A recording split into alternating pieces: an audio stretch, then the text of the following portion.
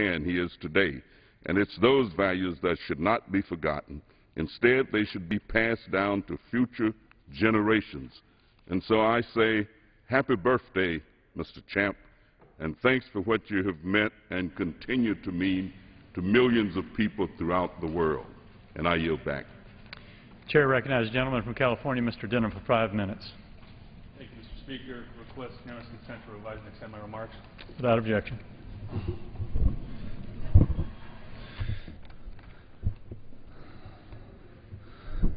This month is the 35th consecutive month under this administration's economic policies where we're over 8% unemployment.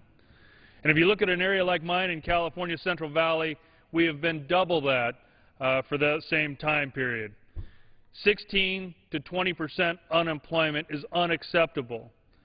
We need to be pushing policies that will change this not only for the Central Valley but across the entire nation. Now, I'm a small business owner. And I will tell you from my perspective, the $1 trillion stimulus package, the government takeover of health care, the Dodd-Frank bill are all things that have created uncertainty in my business. But in the Central Valley, I'm also a farmer. And as a farmer, regulations like the Dust Act, it creates uncertainty. If we're not allowed to have dust in a farming scenario, I can't shake the almonds off my almond trees. I can't even grow almonds in the Central Valley. I can't put a plow into the ground because tilling the dirt will create dust. The regulations of uncertainty keep jobs from being created in the Central Valley, as well as water. Without water, we cannot grow the crops that we need to feed the rest of the nation or the rest of the world. The water and the regulations that prohibit the water from getting to our farms creates the uncertainty year in and year out. But looking long-term, we need to have the policies that allow us to have off-stream storage, that will have greater water storage, greater certainty so that we know we're going to have a consistent flow of water throughout California's Central Valley year in and year out. And once again, we'd call on the President. It's fine to come to our great state and visit L.A. and San Francisco, even visit the coastline in San Diego. But California's Central Valley, the breadbasket of the world, where we're creating greater agriculture commodities than many other regions, not only in the United States, but across the world. We would ask the President to come and understand the uniqueness of the Central Valley and some of the battles that we face. This also comes at a time where next week we're going to see the 1,000th day since we've had a budget. The most fundamental responsibility of the federal government, of the President, of Congress, without a budget, is going to be a President that fails to have a budget in his entire first term. 1,000 days is coming quickly. And, you know, that same type of uncertainty, you know, whether it's a business that is forced to have a budget every year or a family that is forced to have a budget, our federal government needs to have a budget as well. And I think that we, need to look at the bottom line of getting both houses of Congress to work together. You know, whether it's job creation or actually having a budget, it's incumbent on both houses to work together and find solutions. Now, I'm one member that is providing a solution dealing with our Civilian Property Realignment Act, selling the things we just don't need. Utilizing properties that, like the post office right down the street here, that costs us $6.5 million every year to maintain, yet sits vacant for well over a decade. We have many people that want to redevelop it, 150 jobs just in redeveloping that one site. Another 150 jobs ongoing once that site is redeveloped. Now, isn't that a bipartisan solution that not only solves a problem with bringing in revenue, but also getting rid of the cost of something that just is not needed, a cost that we don't need to bear the expense of?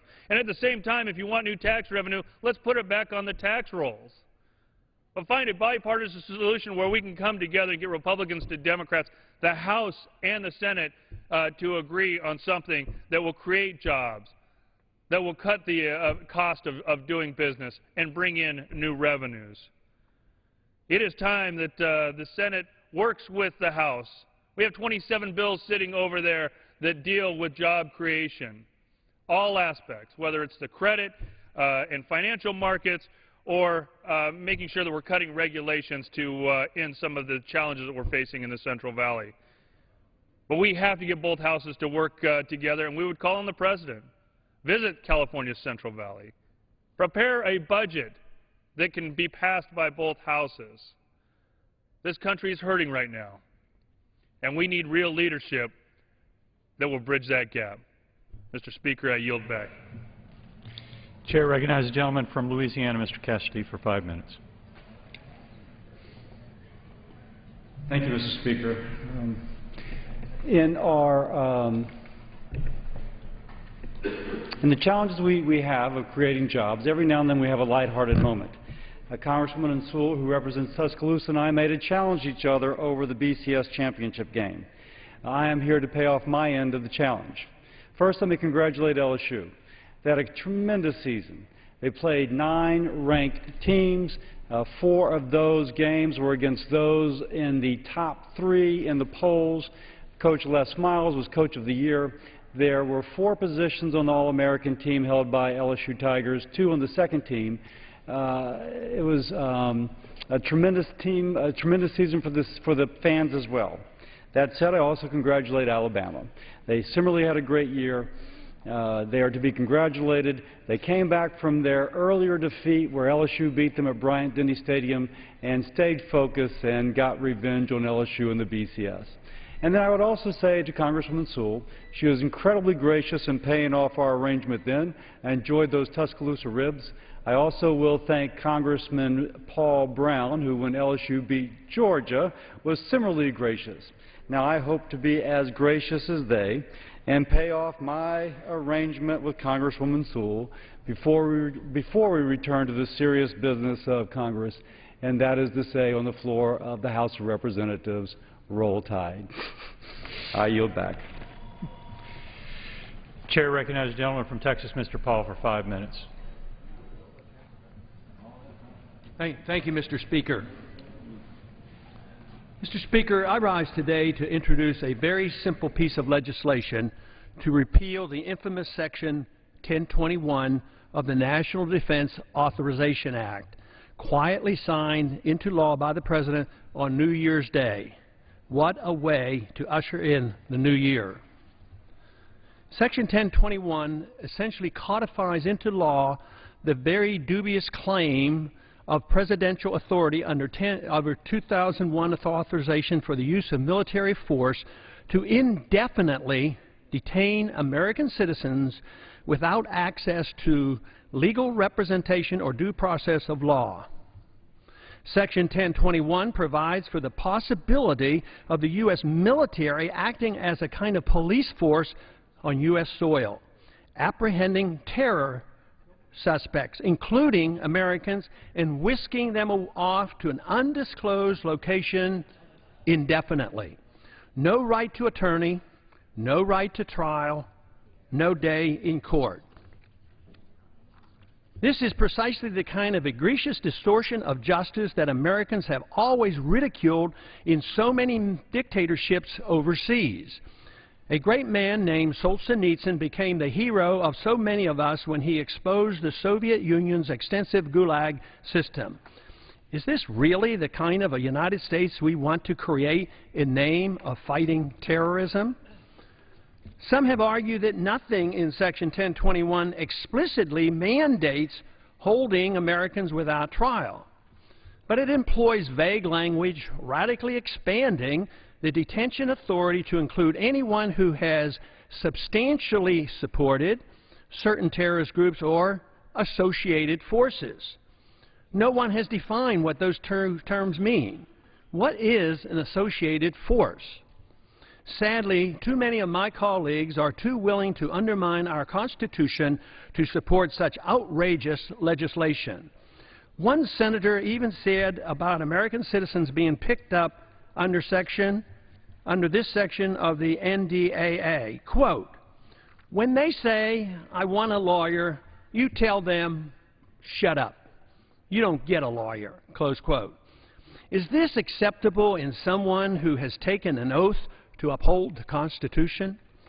Mr. Speaker, of course, I recognize how critical it is that we identify and apprehend those who are suspected of plotting attacks against Americans.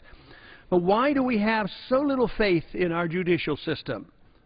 Have we not tried in civilian court and won convictions of hundreds of individuals for terrorist or related activities?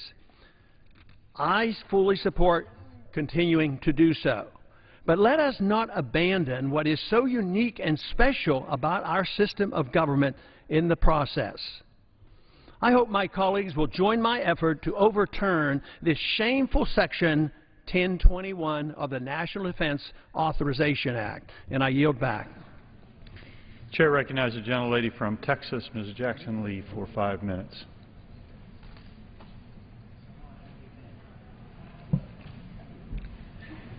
Thank you very much, Mr. Speaker.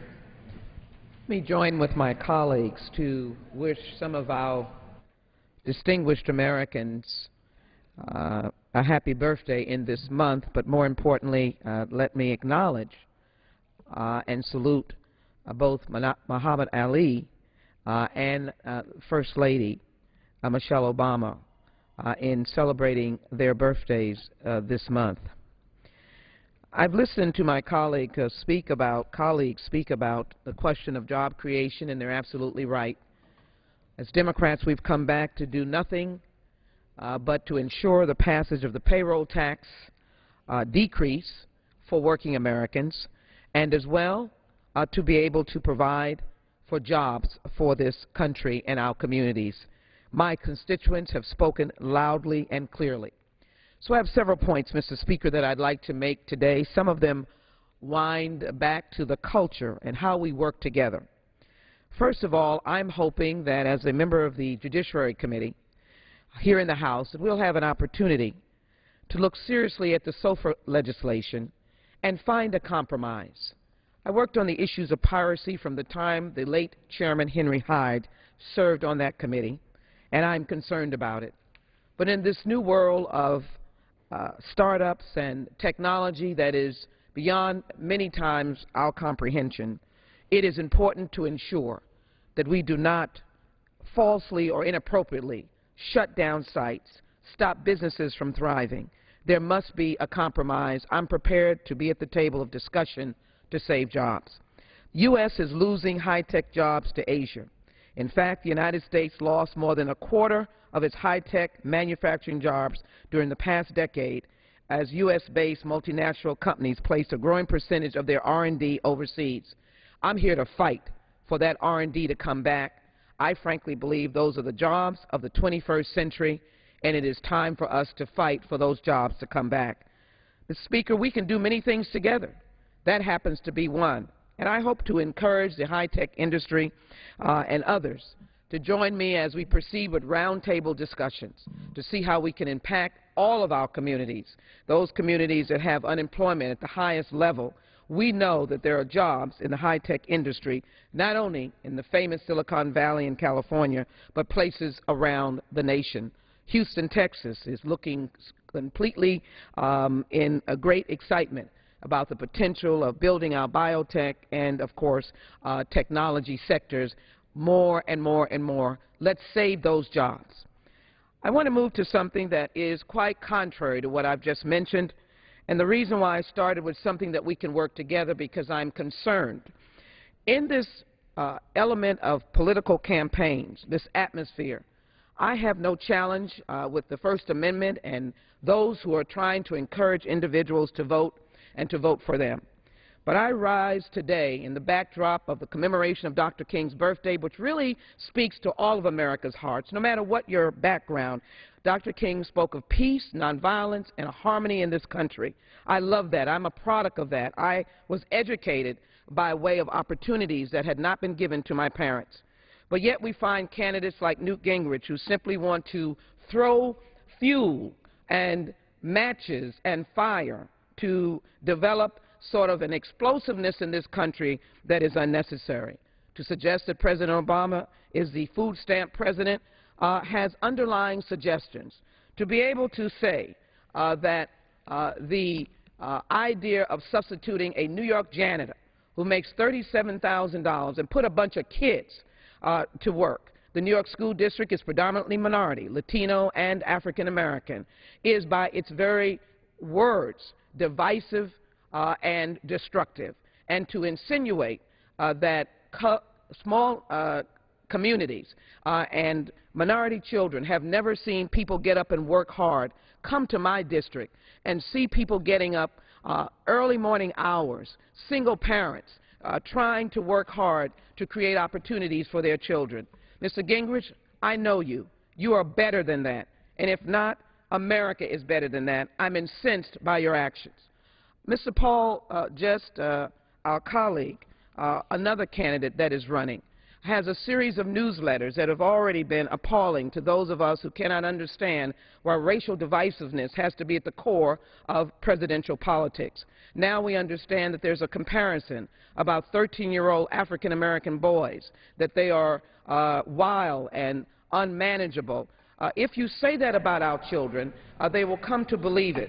I am literally appalled that our presidential politics, Mr. Speaker, has to be grounded in racial divisiveness. Dr. King wants us as a nation to be unified. I call upon presidential politics to get out of the dungeon and rise to your higher eagles on behalf of the American people. Our troops fight for all of us. I yield back.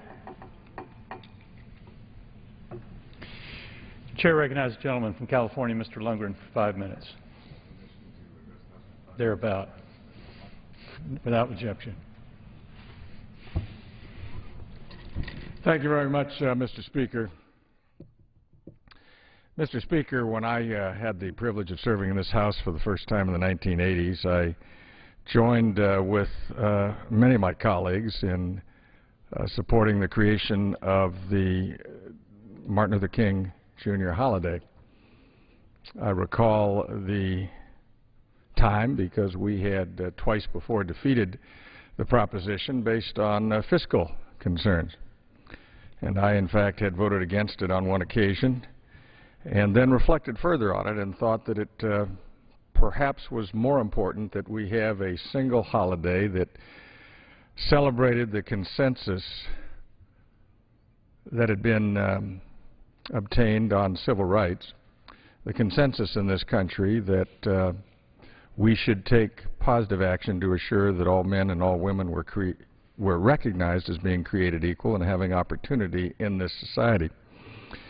And I thought this consensus on civil rights was embodied in the person of Dr. Martin Luther King, and thought it was important for all Americans, young and old, to be able to reflect on that and to have a period of time for that reflection, and that we could learn from the mistakes of the past and also the sacrifices of the past as we went forward. Now, having said that, I must take exception to a characterization of the comments of one of our presidential candidates, former colleague and my friend Newt Gingrich, when he was trying to make a very, very important point. Too often, those of us in government take credit for programs that give things to people, that is, largesse from the government to individuals, rather than understanding the genius of our system, which is the opportunity for people to rise to the best of their abilities to become as good as God created them to be. And that there is no greater social welfare program or social program than a job. That's a cliche at times, but it is in fact an important statement. The point that Newt Gingrich was making was that we should not revel in the fact that we have more people on food stamps than ever before, even though that has been promoted by some as evidence of our compassion. What Mr. Gingrich suggested is we ought not to be beating our breasts in pride about our compassion. We ought to be looking inward about our inability to create opportunity for our fellow men and women in this society. And the point he made is that it is far better that we create an economic environment in which men and women, young and old, have an opportunity to experience the satisfaction of a job well done. As Newt Gingrich said, his daughter's first job was as a janitor in their Baptist church in Georgia. And he said while that was not to which she aspired as a long-term goal, it was in fact the launching point of her job experience. Too often we have knocked out the lower rungs of the ladder of economic success in a manner which has created frustration, disappointment, and a lack of confidence in our young people today. That was the point that former Speaker Gingrich made. It is a point well made. It is a point that we should contemplate. It is a point that we should recognize and place within our debate today. And to mischaracterize it as somehow having an underlying racial meaning demeans the level of debate on this floor, the level of debate in the presidential campaigns, and frankly the reality that confronts too many of our people today. I represent a district that has higher unemployment than the national average, higher unemployment than the statewide average in California, which has for too long a period of time been, I think, the third worst unemployment rate in the country. We need to work harder on creating an economic environment in which the uncertainty imposed by the government is reduced so that those men and women of genius and hard work and inspiration and creativity can continue to make this the most vibrant, robust economic engine in the history of the world. That is the way that we help all in our society, men and women, black and white, Hispanic, people of every color, not by questioning motivations, but by, in fact, facing the truth. Chair recognizes a gentleman from Florida, Mr. Stearns, for 5 minutes. Good morning, and thank you, Mr. Speaker. Our economy today continues to suffer aftershocks from the biggest financial meltdown since the Great Depression. Today, we understand a series of mistakes were made in the past decade which led to our current financial crisis. Now, the Financial Crisis Inquiry Commission, FCIC, was given the task to investigate the causes of the meltdown of our financial institutions. Through the Commission was unsuccessful in reaching a certain consensus of the exact cause, they did, however, conclude that the financial crisis was avoidable and was a result of the following factors: an explosion in risky subprime lending, an unsustainable rise in housing prices, widespread reports of egregious and predatory lending practices, dramatic increases in household mortgage debt, and exponential growth in financial firms, trading activities, unregulated derivatives, and short-term repro lending markets, just among a few of the red flags. Surely, with all those factors, Chairman Bernanke should have been more concerned. In fact, the title of my speech this morning is, "Even with the Warning Signs, Bernanke Failed to Sound the Alarm." In fact, he was warned by members of the Federal Reserve Board often. The release of transcripts from the Federal Open Market Committee, FOMC, the meetings in 2006 shed light on the critical failures of the Federal Reserve and Mr. Bernanke to act when the warning signs were clear and present. The first meeting, however, was spent praising Bernanke's predecessor, outgoing Federal Chairman Alan Greenspan. But the FCIC later concluded that 30 years of deregulation and reliance on self-regulation by financial institutions that was championed by Mr. Greenspan were the factors in devastating the stability of our nation's market, stripping away safeguards that simply could have avoided this catastrophe. Now, in a later meeting on May 10, 2006 of the FOMC, the federal government, the Fed Governor, Susan Biles, was one of the earliest to raise concern over the nation's mortgage sector.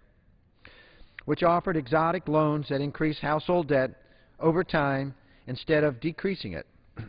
Now, specifically, her concerns stem from the absence of home equity growth and the consumer's ability to absorb the uncertainties of the housing market.